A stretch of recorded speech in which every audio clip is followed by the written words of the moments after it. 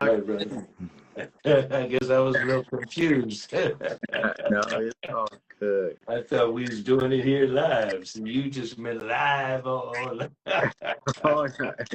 Yeah, and that would have been so much better too. For me to be there, but maybe next time. No problem, No, no go problem. ahead, go ahead, go ahead, Dr. T. Play something real quick for us.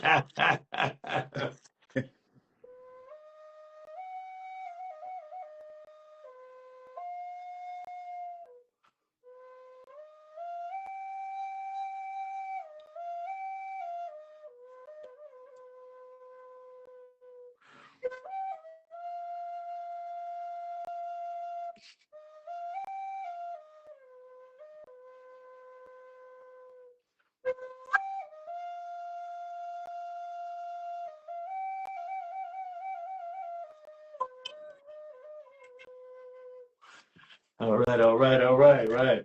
That's powerful. Like that right Get a there. little tooting in. That's powerful. That All right, small all right. snippet Yeah, just yeah, yeah, yeah. Let people know who he is. yeah. I see Fatima's on there joining us. Thank you, Fatima. Yeah, I maintain is in the house. we got Fatima actually left a question that we'll answer to before, because your Dr. T, your resume is powerful. It's great. All You right. are a cultural wellness practitioner. You are a sound Okay. therapist. Okay, You don't are let my head be too big. I have to keep my cap on. uh, you do a lot of good stuff. You do Yes, thank you, thank you. Just for the community. trying to serve my community. Yeah, so can you do an introduction to the people who might not know you? Yes, yes, yes. Hey people, hey family. Um, I'm Terrance Elliott. They call me Doc T. I go by a lot of names. Some people call me Baba now. I'm an elder. But we here on Cold Biz. We here in Richmond. I'm actually at Cold Biz. Check me out. I'm a Richmond native. I grew up in Parkchester Village.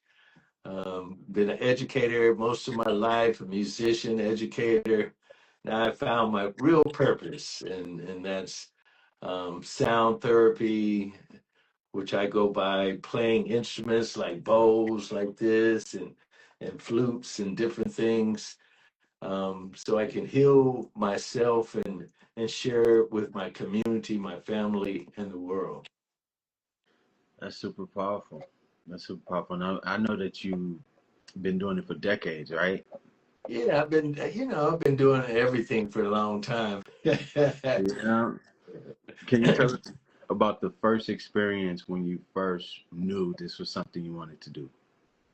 Well, I think it's a lot of things. When we try to find our purpose in life, we're on different roads. And sometimes our purpose appears to us, sometimes we don't know. Like I always tell people, like when you get a calling, when somebody calls you, like when you remember your mother calling you, how do you show up? I remember my mother calling me, and if she would call me twice, she had two names. If she called me three times, she had all three of my names in there. But I remember that she used to always tell me when she called me, she just wanted me to appear. And a lot of times, when people call you, what do? You say, "Hey, what you want? What?" Right. And so I think that's your calling in life. When you get a calling, you have to know how to show up. You Mm. know how to be there. So sometimes you get a calling, you're not really sure. Like we get this intuition, we get this sign. But we're not sure. We'd be like, I don't know what that means. But you just have to sometimes just show up and get it. So I think when I got a calling, a lot of things was going on in my life. I was trying to be a college president at Contra Costa College. I was trying to move my way up, and my father got sick, and he had Alzheimer's, and I just couldn't figure out how to help him. I have all these degrees next to my name, and and I just couldn't seem like I could deal with it. And so I read about this thing called sound healing or music therapy, and then sound healing. And I started just saying, "Hey, this is interesting." I think I got in it too late to really help my father, but I knew from there this was my calling, this was my purpose. I've been a musician all my life, mainly a piano player, and then just been in education. I was able to go and get my degrees and, um, get married early and have a family and have a job. I kind of worked as a college professor and then as administrator. But, it's a lot of stuff was still happening with me. I was still having issues. A lot of times in life, we think we're trying to be intellectual savvy, like a lot of people. I kept saying I was trying to get my IQ together, my intellectual quota. But I realized my true purpose was trying to get my emotional stability, my EQ, how to keep myself balanced, how to keep myself grounded. And even though I made a lot of successes, I was still having little issues with stress and emotional just outbursts, So I said something needs to, I need to find myself. And so I think that's our theme. What's our theme today? Didn't do right, but it didn't do right, huh? I didn't do right by me or something, right? So I think that's really what I learned. I was out there doing a lot of stuff, helping a lot of people, but I wasn't taking care of myself the right way. So I had to learn how to do that. No, I love it. I love it. Um, Fatima. Yeah, Yeah. that's what I call it too, Fatima. Fatima. Fatima. Fatima is asking what inspired you to do the work you do for the community. Well, like I said, I got a calling. I just showed up. In 22 or so, not 2022. All the COVID was happening before that, a couple of years, and I was in my last years of teaching, and just got tired of teaching from my office at home and not in the classroom anymore. And I said I needed to do something else, so I retired. And before I walked out the door, I said, I want to figure out what I want to do from here. And so I figured this thing I had read about 5, 6, 7 years ago. Before that time, I said, I want to go and do this full time. So I went back to school, and even though I didn't probably need another degree in my name, but I went back to school and got credentialed to be a sound therapist. And I realized from there, learning about it, I had to really help people like myself. And, so my whole focus was helping brothers like you, Trey, helping black men. I grew up in Richmond, in Parchester Village. And, like I said, I was educated, family, had a job, but I was still having issues of anger and out, those kind of things. And I said, I need to find my way back home, how Yeah. do I keep myself calm? And sometimes we keep ourselves calm having a drink. Sometimes we hit that blunt. I mean, it's a lot of things we do in life Yeah. as black men, to try to keep our cool. But we realize it has to be a deeper thing. I realized I couldn't get it from an out substance. I had to find it from an inner substance. Mm, So I learned how to get back on my knees and pray, yeah. something I watched my father do a lot, just, pray. And, I had to figure that out. And then I really got into meditating and then just listening to sound. Being a musician all my life, I didn't know that when we listen to sound, how important that vibration was, and they said everything is about frequency, vibration, and energy. And so as I learned all this, I learned that my true purpose was to help my community, Mm, help black people, and especially black men. mm. She says, "Thank you for your service and all you do for yourself, family, and community." Yeah, we partners into this.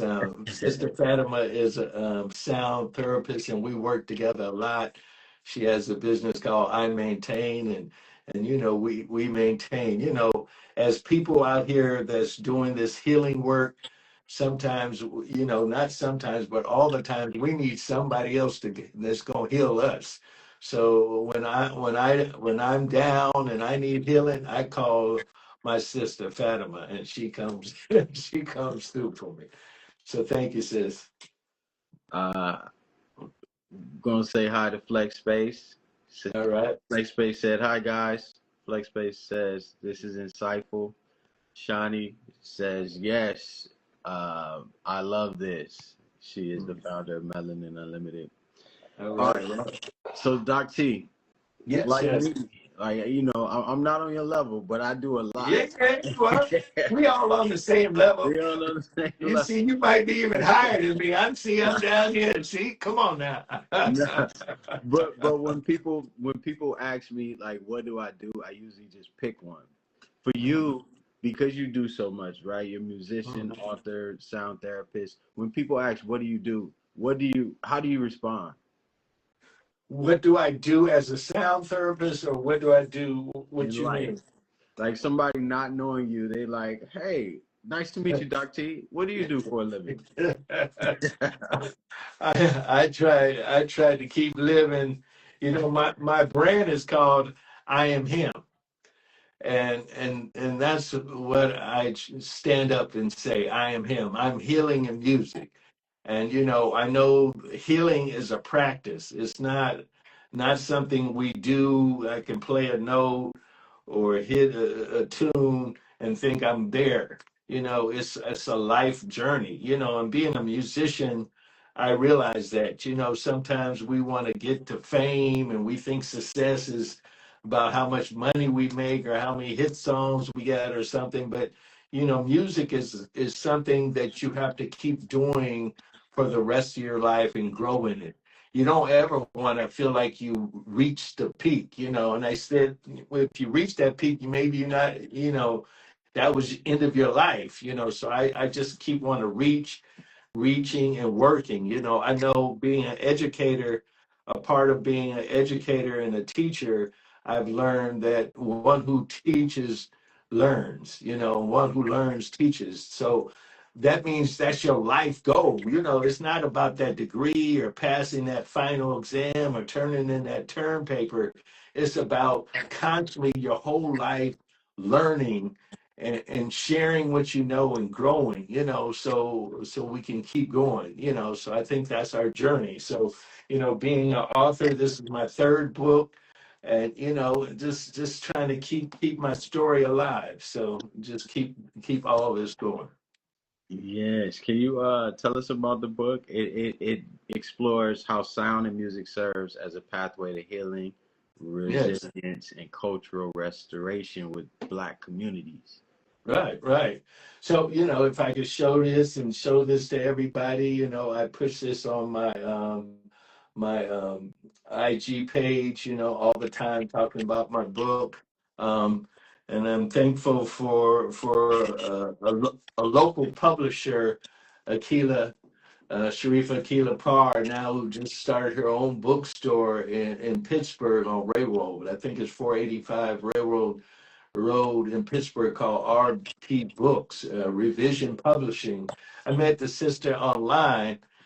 Somebody recommended her highly to me, because I had written a couple books. I written a book called Spirit, Rhythm, and Story, and then I wrote a textbook on hip hop, which I was doing when I retired at DVC as a music professor.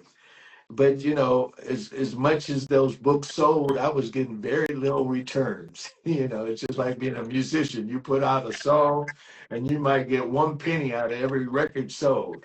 And today's streaming is even less. But I said I wanted to put out my own book, and Sister Fatima, she had showed me how to do this and said, you could do this yourself.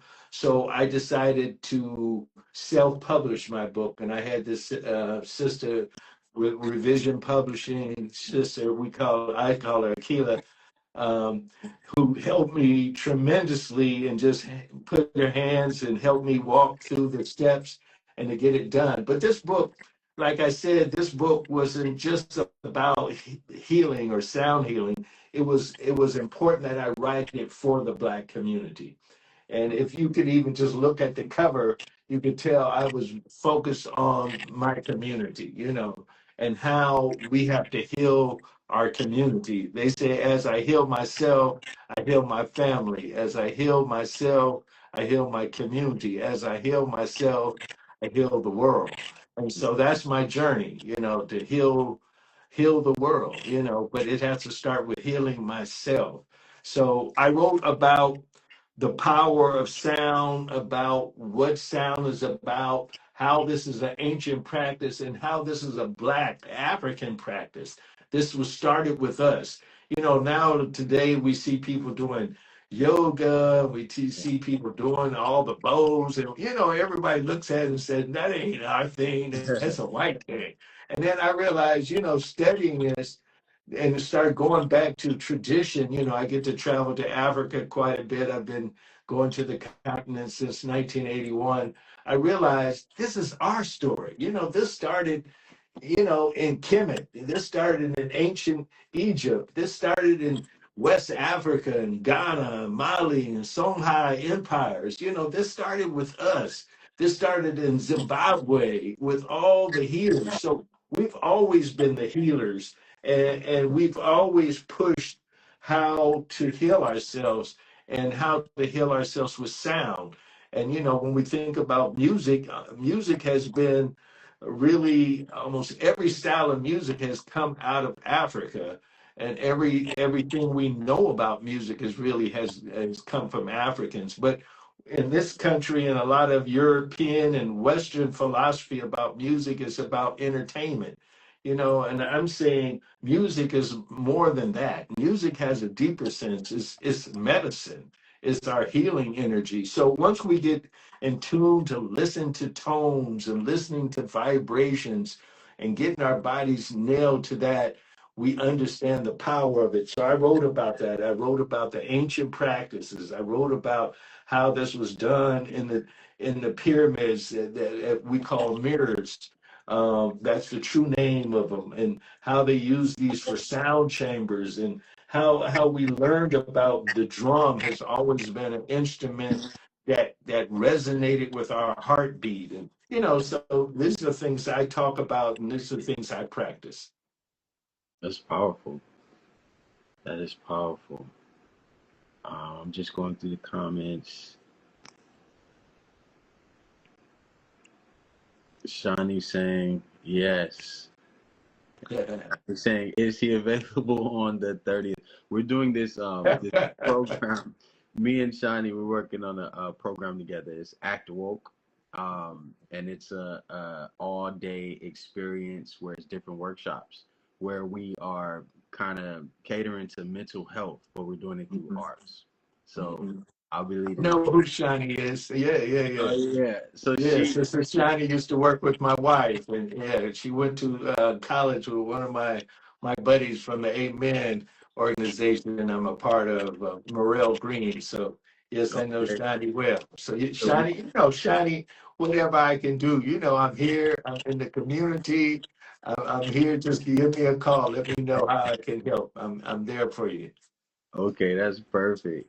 I put her on blast. She said, "You didn't have to tell all my business." we'll connect on the All about right. that. Naimani is saying healing in music and sound can change your life. You're also a musician. Yes. And so, what instruments do you play? I'm a pianist. That's how I came up, playing piano. I focus, it's all styles, but I've always kind of had a focus more on jazz. But, I play, my wife and I have our own business. Amanda, who's an excellent vocalist and who keeps me grounded, who keeps me, letting me know how I need to keep healing and keep on this grounding purpose.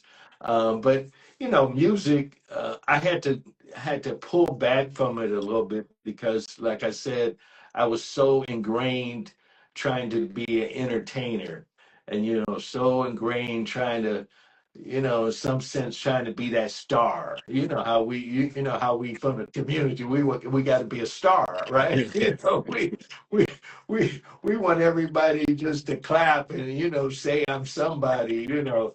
And I realized, you know, that I needed to chill on my ego on that, you know, that I need to find true purpose about life and humble myself more and not do music like it's just to entertain people, but to show them that music is a true healing. You know, like when we go to church, you know, the music is rocking in church, but you know, but we have to remember, you know, we there for another power, right?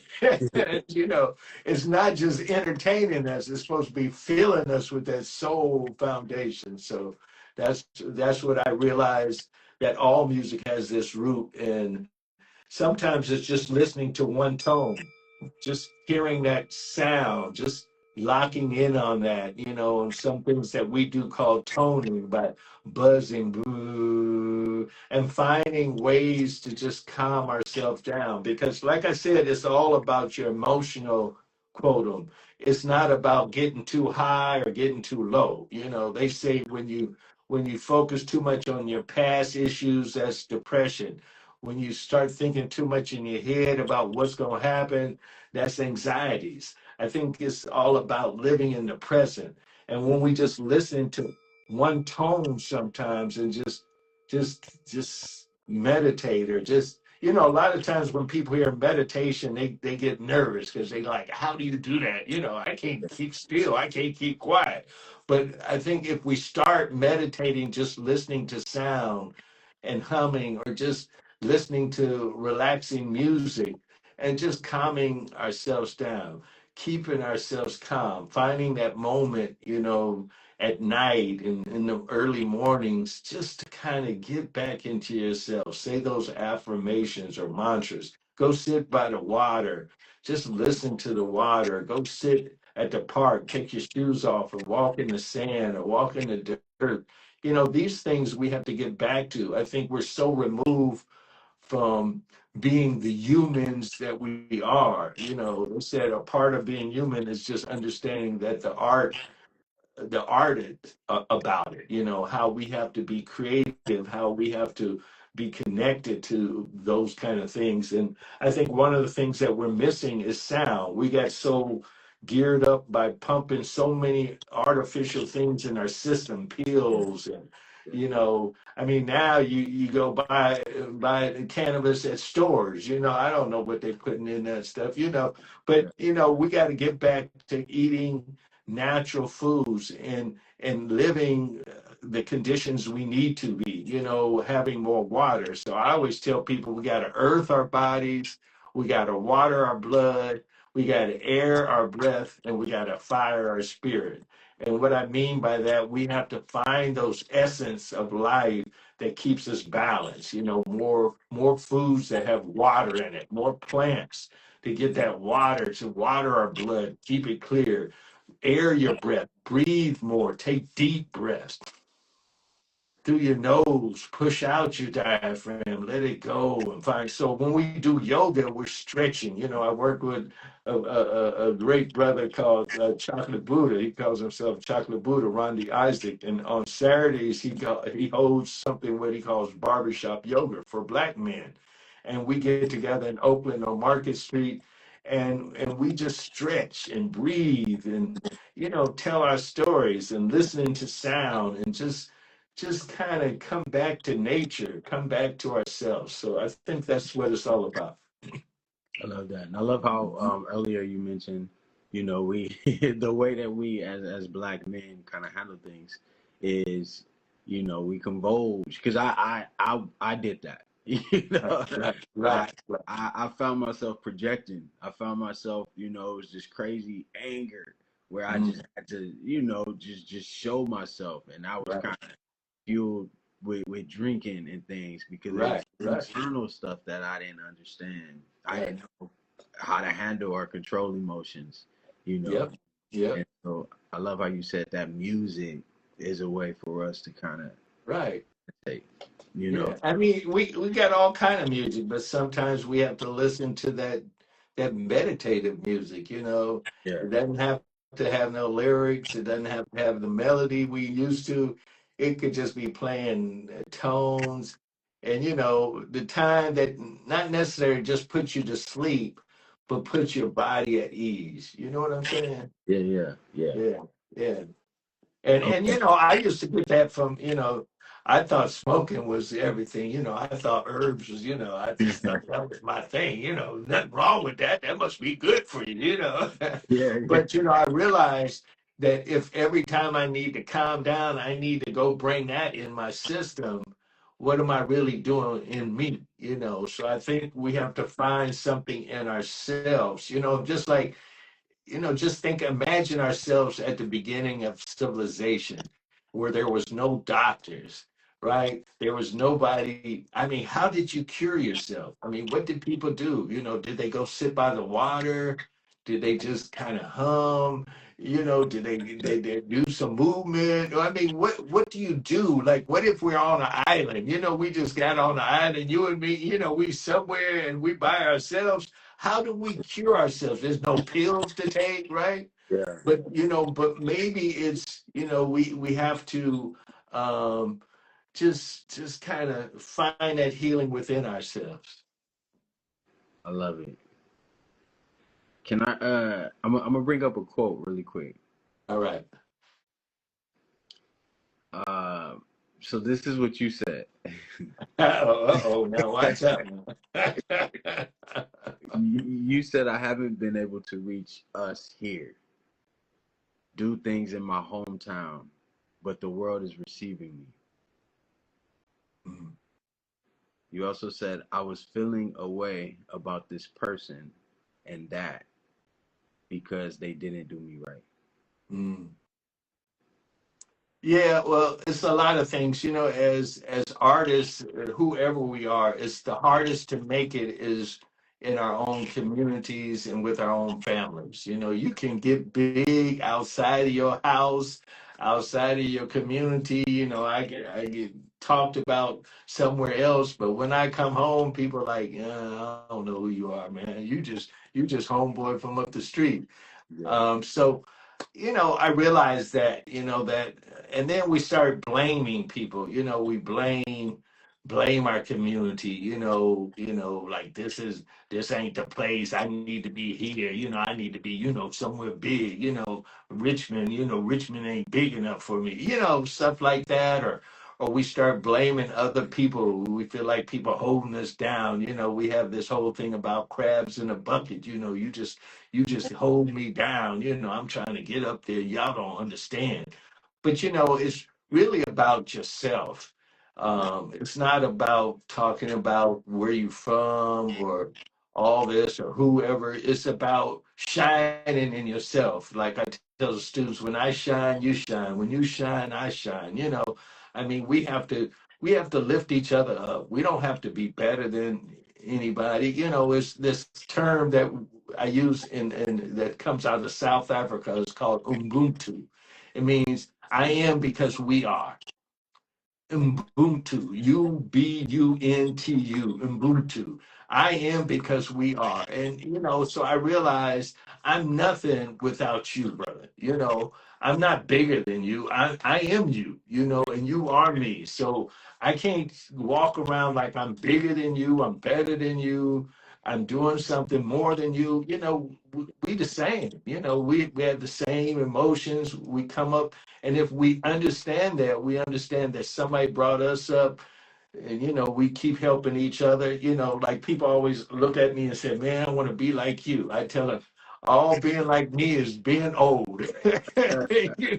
But we the same people, so we have to learn from one another. KR1 said young people need to hang out with older people, and older people need to hang out with younger people and learn from each other. We can teach each other, we can help one another, but I can't walk around thinking I can get everything to tell you without getting yours. So that's what I mean. Each one teach one.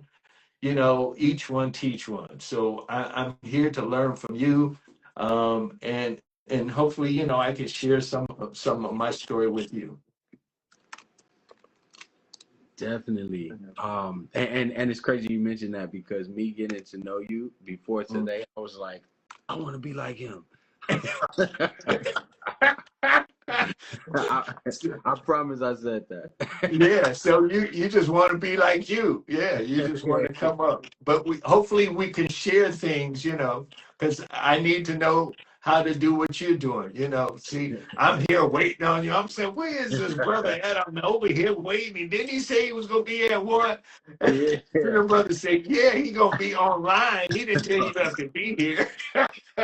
so so No, so I'm learning, brother. So keep teaching me too. Thank you. it's okay. Maybe next one we could do a live one. Pretty Prisma, she says Monte Martin is really good, and she or she also says, how do you deal with emotions when it comes to your business being slow? Yeah, sometimes, like I said, the anxieties we get by trying to get too much in our head, thinking about what it could be or what it should be, and we just have to live in the presence. Sometimes when I get all into that, sometimes I feel like I'm not.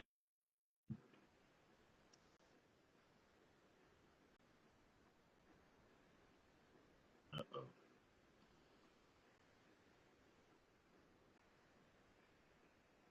Chat, can y'all hear me? All right, we are back. Let me add dot t dot t dot t dot t doc.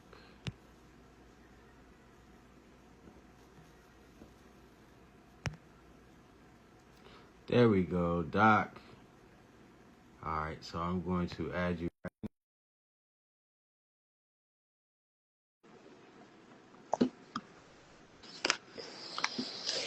There we go. There we go. We're back. We're back. That was crazy. I'm sorry about that. No, it's all good. It was the I guess I service. have something on my phone that restricts me from being on too long, and it cut off. So my Oh bad, y'all. I guess we lost our people, but no, thank they're y'all. Sorry about that. I told them, so they'll be joining. They'll be All joining. right, all right, all right. Yeah, we have Afro Tours Ghana. How you doing, Afro Tours Ghana? uh, We have to, Doc, and maybe after the live we'll talk about your availability so we can join on for all right, for Wes. sure.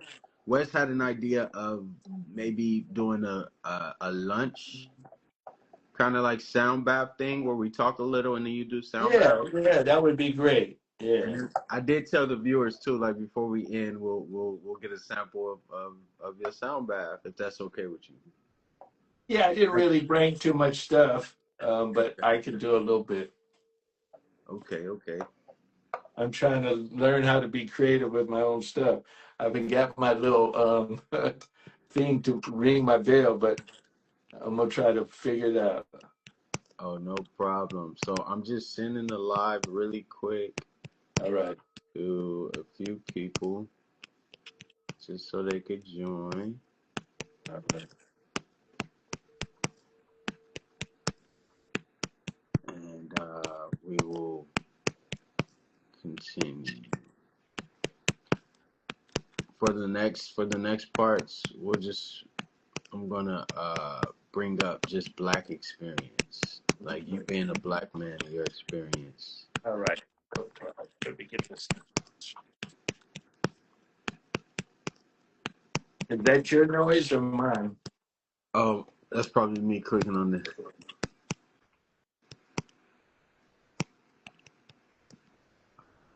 we're gonna send that out. There we go. We got Nye back.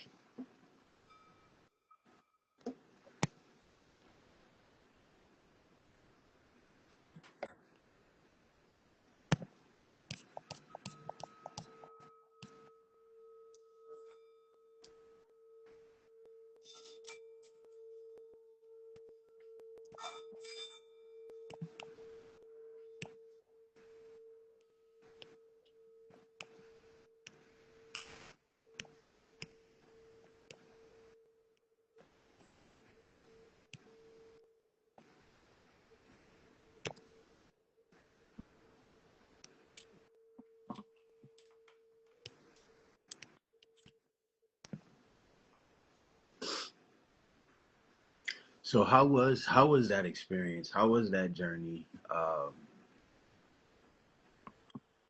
as a black man? We can even start Mhm. off with growing up in Richmond. Mhm. You know, I had a great childhood. You know, like I said, I grew up in Parchester Village. A lot of people don't know the history of Parchester Village. Parchester was started in the early 50s, and it was put together by a guy, a developer named Parr, and he had an idea to start an integrated housing community. And I think by the time it got out, Black people were really excited, you know, to have this kind of housing community. But when whites heard about it, they all pulled out. And so it ended up being an all Black community. And it was really the first Black housing community west of the Mississippi. And I know when I tell people that, I used to say that a lot to people in my classroom, and people look at you like, what does that mean, west of the Mississippi? And I said, literally, it was the first Black, all Black community where people lived in houses west of the Mississippi. So that's very historic for Richmond. And eventually it was owned by the boxer Joe Louis, who was from New York, who came to California, actually to Richmond to own this area, you know, and it was really historic. You know, the Brown Bomber, if you know something about Joe Louis. Yeah. But every street in Parchester was named after a minister, and most of them all Black ministers, I think, pretty much. So I lived on McLaughlin and Johnson, so it was Reverend McLaughlin, Reverend Johnson, Reverend. Um, you know, every street had people who knew a lot of these ministers from the Bay Area. They weren't all from Richmond, but they were from this area. And you know, most people, Black people, came to Richmond to work on the docks. So people came in the 40s, you know, during World War II. That's why we know about Rosalie Riveter and all these things. So mostly all the Black people that came in the Bay Area basically came to West Oakland and Richmond. And a lot of people say North Richmond and Parchester is where most people lived. And so growing up in an all Black village, you know, where people lived in homes, you know, it wasn't middle class necessarily, but people, if you had your own home, you thought you were middle class, you know, you thought you were somebody big because everybody pretty much had a job and had a 3, 4 bedroom house. And so growing up in Parchester like that really gave me a sense of knowing who I was as a Black person, that I lived in a Black community and lived in a thriving Black community, even though, you know, a lot of people teased you for being from Parchester later on in life.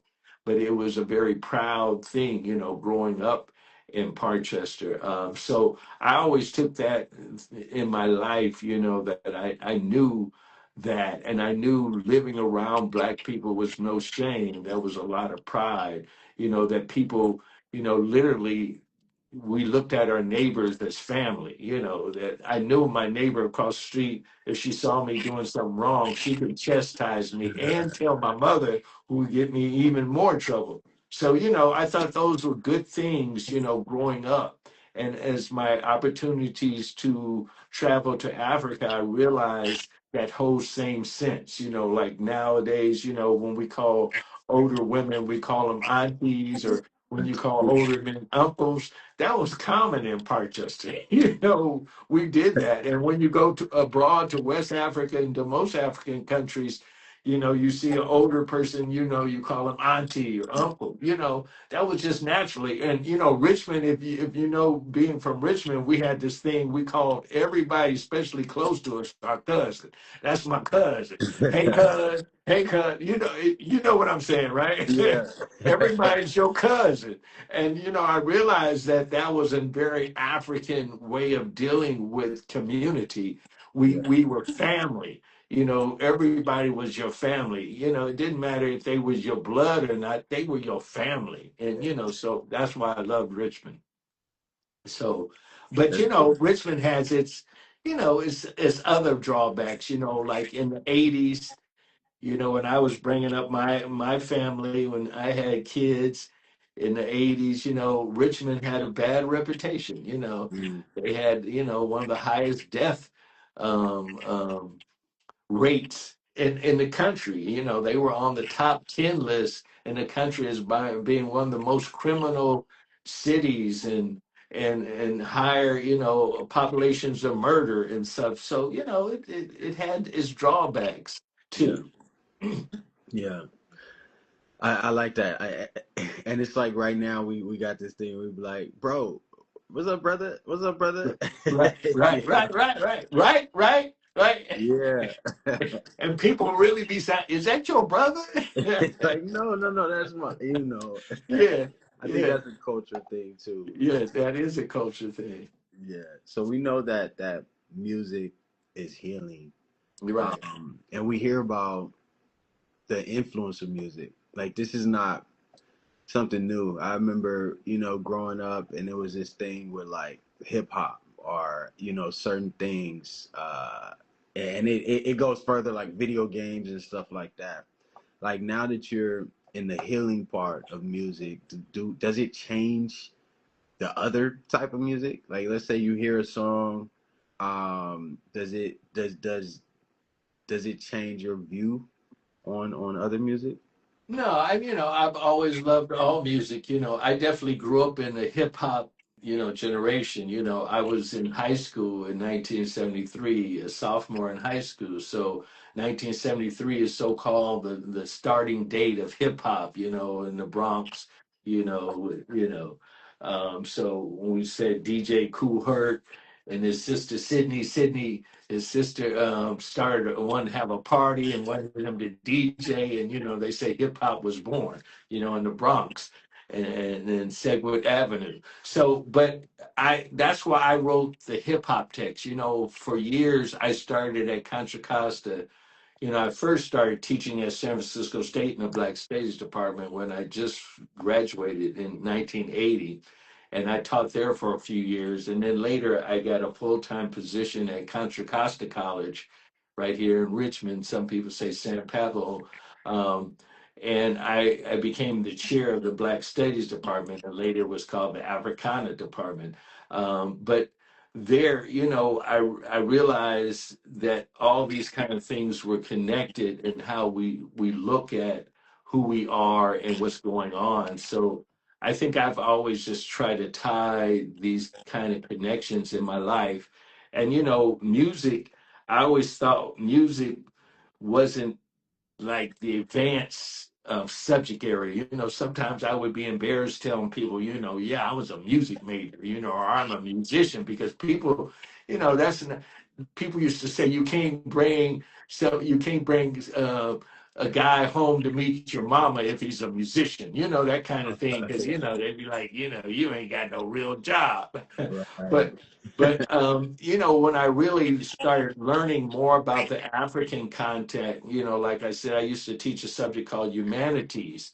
And when I really looked in what that meant, it really meant the art of being human.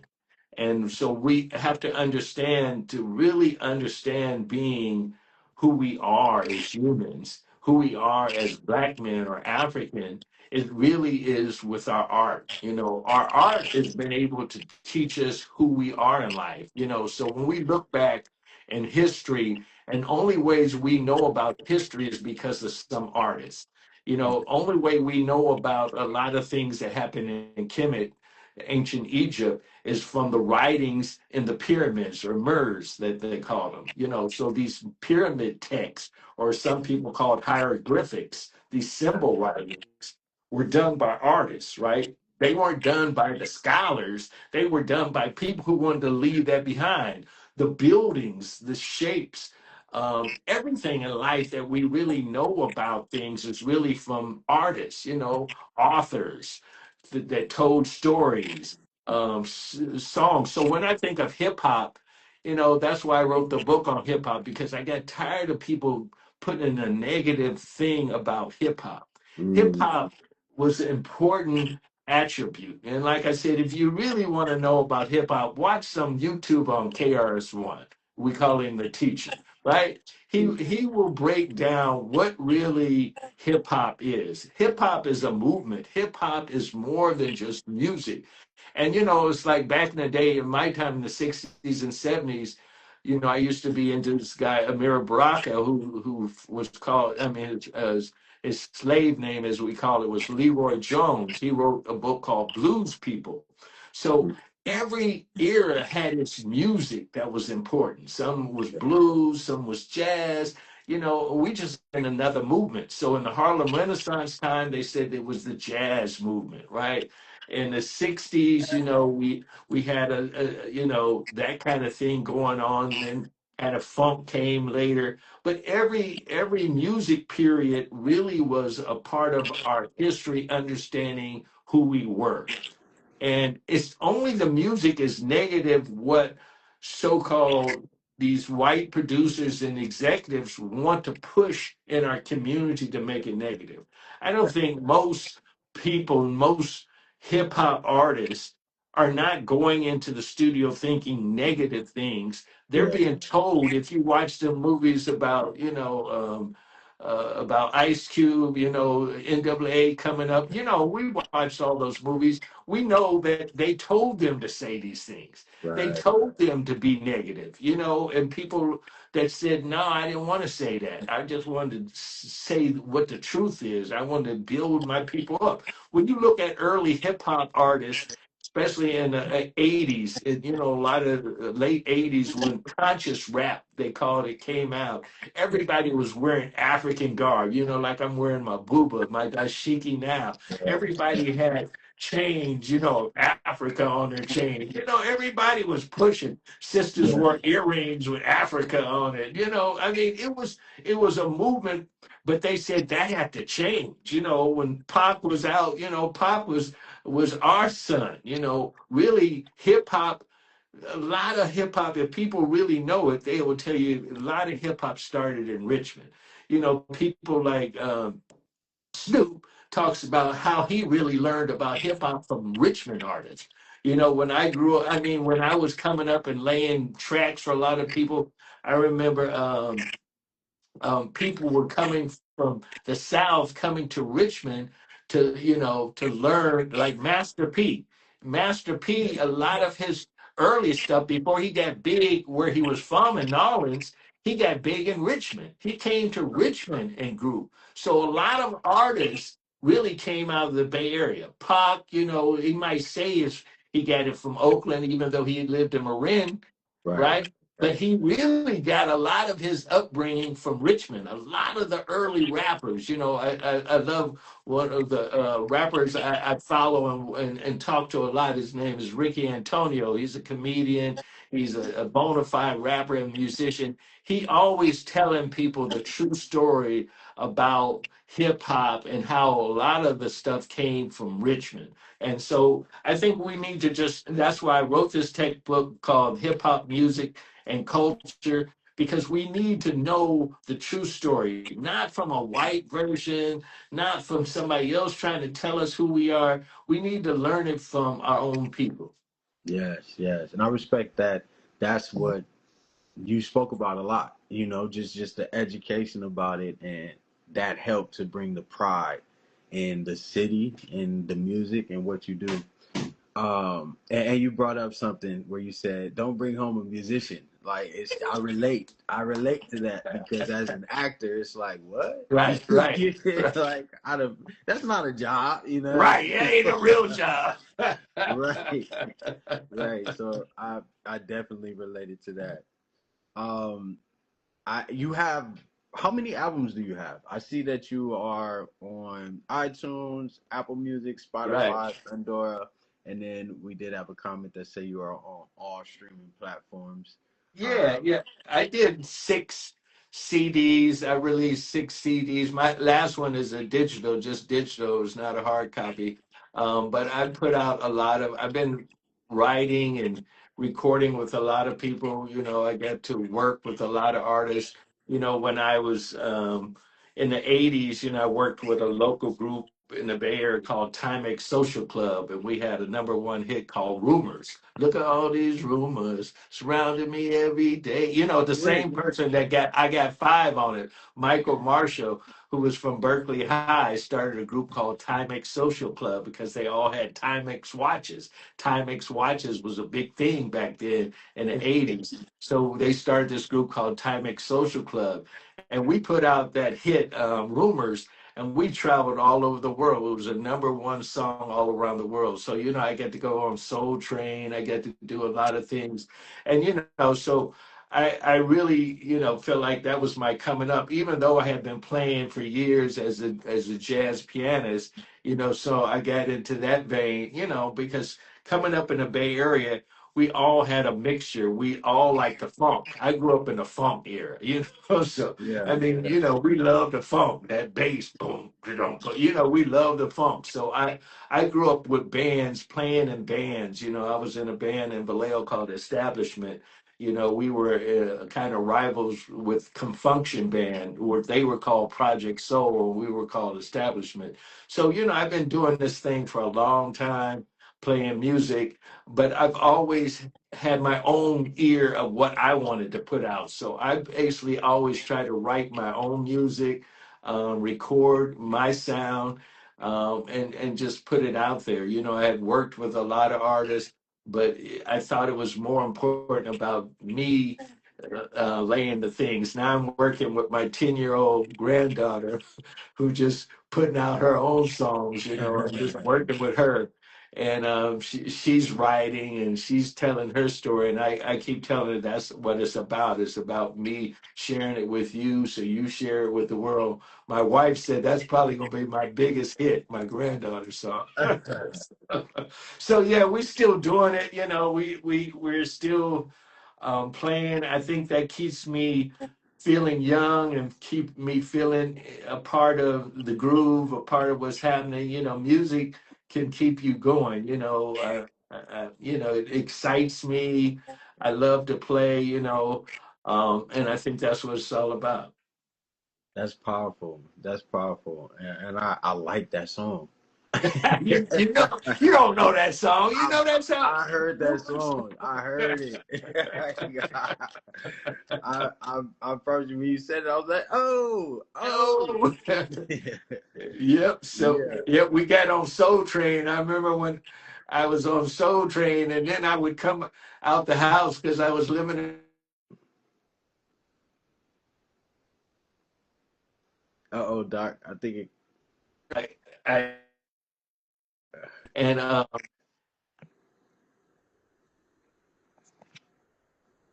it's cutting so, off. so I Yeah. became famous, as they say. But you know, I think Yeah. you don't really come up in your own community until you do something like that. You know, I've been playing for years and doing stuff.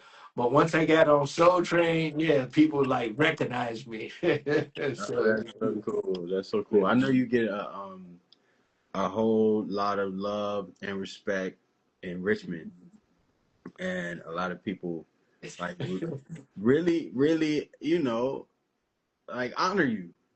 most people see me and say, that was my teacher. That was my That was teacher. my professor.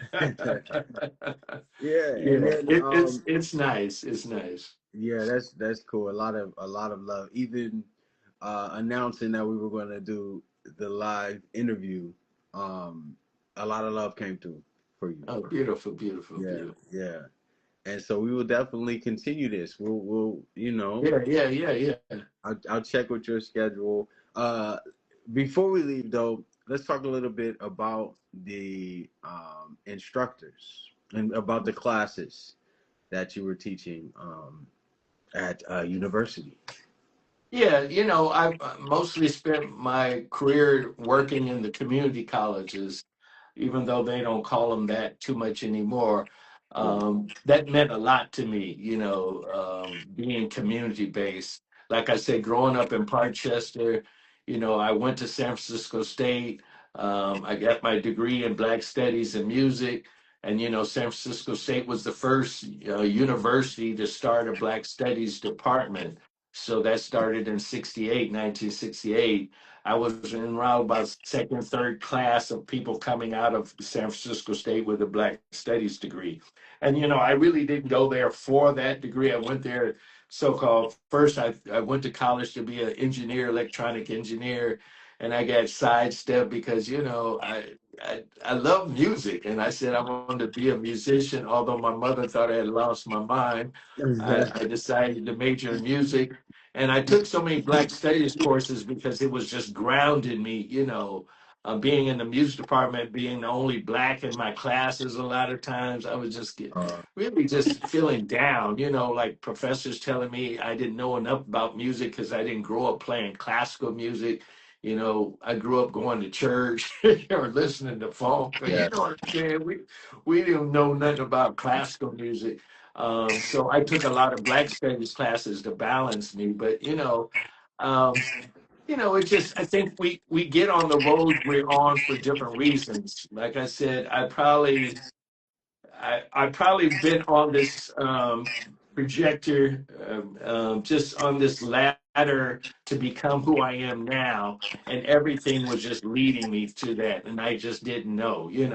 I realize now. I've always been about my community. I've always been about music, but I didn't really know how I was shaping those to really about the last 7, 8 years. I just said, no, this is it. This is my purpose. I just heard the ancestors calling. They said, this is what you're supposed to do, boy. This is it. This This is is it. it. So I'm shining now. I'm shining. Yeah, yeah, and we super glad that this is it. We super glad. I just really respect and love what you do because I it's all appreciate you, brother. community I based. appreciate you.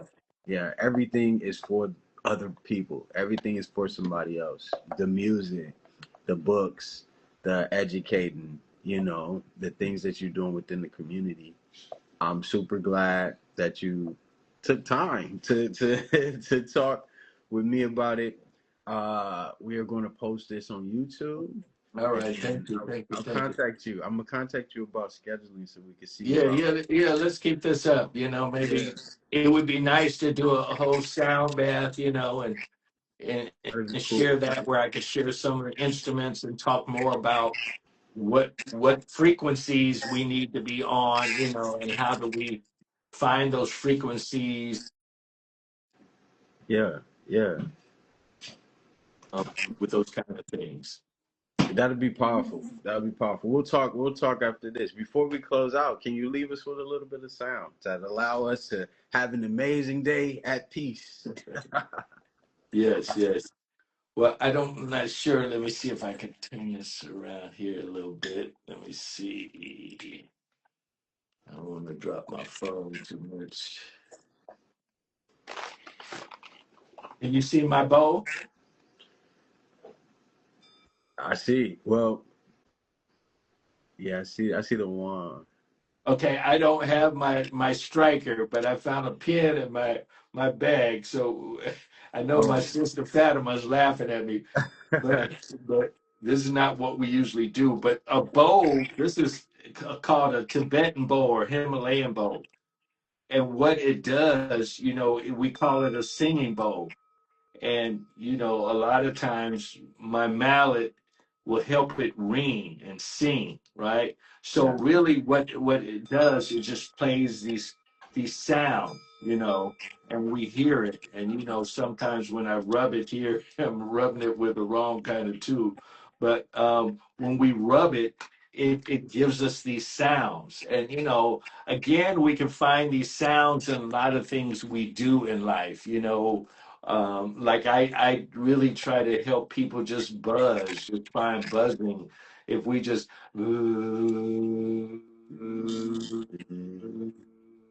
and so because I everything in life is frequency, vibration, and energy.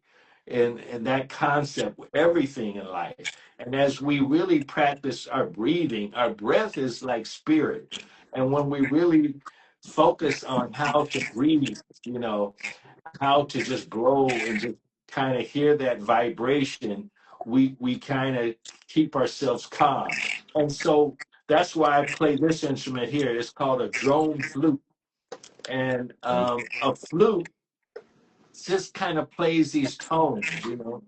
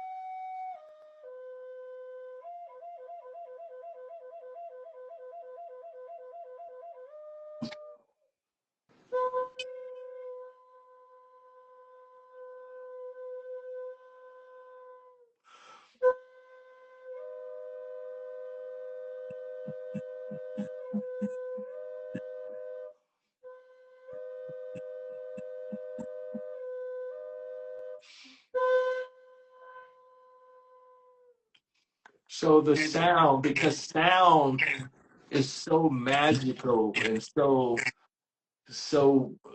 connected to our system, you know, and that's what I mean by when I say we have to air our breath.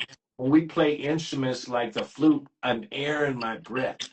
I'm getting, you know, breath is like this is it's out here. We can't really grab it, you know, this air, this breath.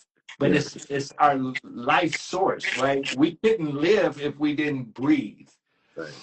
right? And this air we breathe. And so when you play flutes and stuff like this, or sing, or hum, or buzz, you know, like in church, we hum.